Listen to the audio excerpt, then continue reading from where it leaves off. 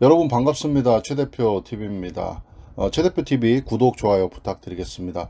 이번 영상에서는 실업급여에 대해서 좀 말씀을 드려보고자 하는데요. 이제 실업급여라고 하면 우선은 이제 이 단어 자체에서 오해를 좀 불러일으킬 수가 있는데, 내가 회사를 다니다가 이제 해고를 당해서 이제 실업 상태가 됐다 그러면 이제 무조건 실업급여를 받는다 이렇게 생각하시는 분들이 계십니다. 오해를 하시는 건데요. 구직 활동을 하셔야지만 실업급여, 구직급여를 받는다 이렇게 우선은 좀 이해를 하시면 좋을 것 같고, 실업급여를 받으면서 구직급여를 받으면서 아르바이트를 단시간으로 하는 경우에 이거를 내가 구직 활동을 하지 않는다고 보는 거죠. 구직이 된 상태이기 때문에. 그래서 이런 일시적인 취업도 신고를 해야 되냐라는 이제 그런 의문을 많이 가지고 계실 겁니다. 그리고 그런 질문들이 많이 있으신데요.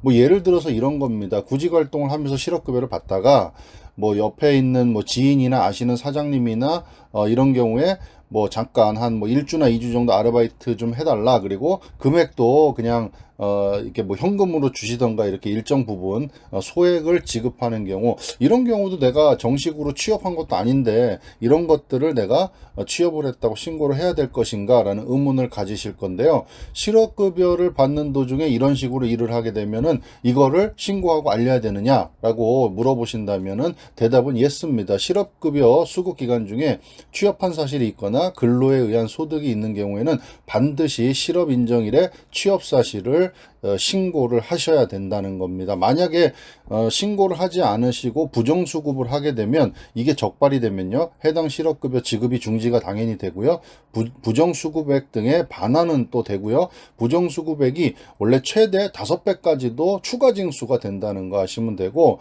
최대 5년 이하의 징역 또는 5천만 원 이하의 형사처벌도 받을 수가 있다 이렇게 아시면 될 것 같습니다. 이거랑 또 연관지어서 또 하나 생각이 나는 게, 이제 이게 실업급여를, 구직급여를 받던 도중에 여행을 가시는 분들도 계십니다. 그렇게 여행을, 뭐 해외여행을 뭐 장기간, 지금은 뭐 못 가지만, 해외여행을 장기간 뭐 몇 주, 막 3주, 한 달간 이렇게 가면서 실업급여, 구직급여를 이렇게 받는 경우들도 가끔 있는데, 이런 경우들도 신고를 하지 않으면 나중에 지금 말씀드린 것처럼 이런 처분을 받으실 수도 있다는 겁니다. 구직 활동을 하지 않았다는 겁니다. 그래서 그냥 단순히 내가 일을 안 하고 있으니까 실업급여를 받는 거야 이렇게 오해를 하지 않기를 바라시는 마음에 말씀을 드렸고요.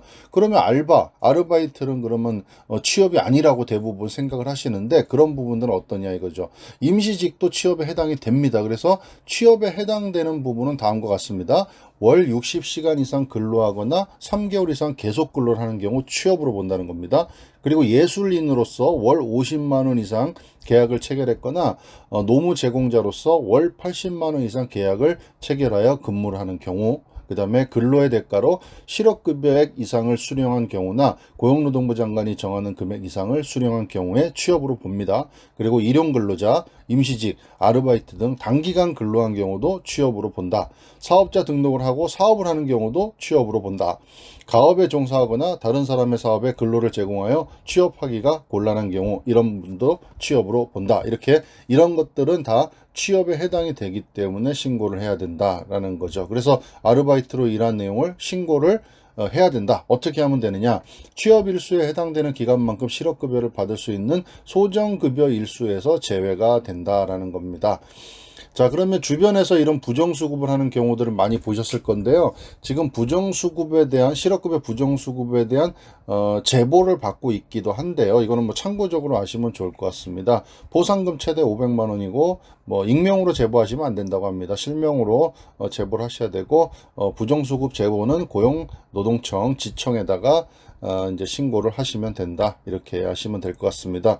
그리고 가끔 이제 이렇게 고용노동부에서 보도자료를 올리는 게 자진신고 기간이라는 걸 이렇게 올립니다. 그래서 본인이 잘 모르고 이렇게 수급을, 실업급여, 구직급여를 수급을 하고 있었는데 알고 봤더니 내가 부정한 수급이었다 하시는 분들은 자진신고 기간을 통해서 자진신고를 하실 수가 있습니다. 그래서 이런 경우에는 이제 부정수급 자진신고 기간에 한해서는 추가 징수, 아까 추가 징수가 5배 금액이 추가 징수될 수 있다 그랬는데 그 추가 징수 부과가 면제되고요. 형사처벌도 선처가 가능하다. 이렇게 나와 있습니다. 그래서 자진신고 기간은 현재는요. 9월 10일부터 10월 8일까지 그렇게 자진신고 기간을 두고 있다. 이렇게 아시면 될 것 같습니다. 오늘은 이제 실업급여에 대해서 좀 말씀을 드렸는데 어떤 내용이냐면 중간에 실업급여, 구직급여를 받으면서 뭐 아르바이트를 한다든가 이렇게 잠깐 좀 짧은 기간 소액의 어떤 비용을 받고 내가 잠깐 일하는 이런 부분들도 취업에 해당이 되는가라는 그런 부분인데 결론은 이런 것들도 취업에 해당이 되기 때문에 취업에 어떤 부분이 해당되는지를 반드시 체크하셔가지고 해당이 되신다면 그 부분은 신고를 하셔야 된다. 이렇게 아시면 좋을 것 같습니다. 이거 잘못 모르셔가지고 또 나중에 부정수급으로 또 불이익을 받는 경우가 없도록 그렇게 주의하시면 좋을 것 같습니다. 감사합니다.